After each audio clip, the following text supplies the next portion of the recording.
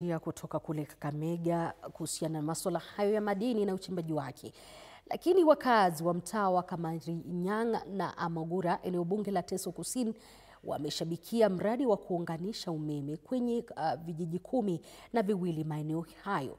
Wakazi hao wakiongozwa na Margaret Alungat wameelezea furaha yao ya kuunganishiwa umeme baada ya muda mrefu gizani. Hayo yakijiri, serikali kuu imetenga shilingi bilioni 1 kwa mradi huu, kwa mujibu wa waziri wa kawi Opiyo Wandayi, ambaye amewarai wananchi kuungana na kuunga serikali mkono kutokana na azma yake ya maendeleo katika ukanda wa magharibi ya Kenya.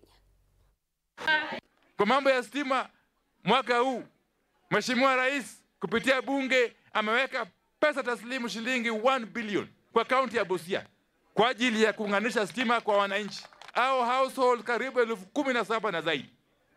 Hiyo ni kumaanisha kwamba Mheshimiwa Rais anataka ya kwamba stima ikiwezekana ifike katika kila kijiji. Mimi ni Margaret, ninashukuru kwa leo kuona wageni ambao sijaona. Kwa sababu tulikuwa na shida. Tulikuwa tunatembea kwa giza, hakuna bila tunafanya biashara. Lakini leo ameleta stima. Tumewahi teseka sana, watoto wetu kwa hii area hata wajawahi kuona TV kwa sababu ya stima.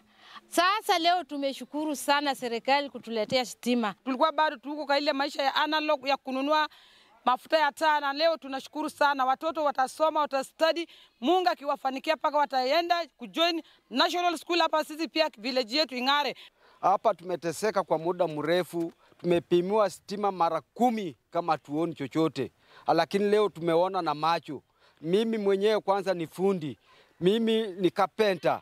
Nitafurahia kwa sababu wameniletea stima karibu, nitafanya kazi yangu ya ufundi kwa vizuri.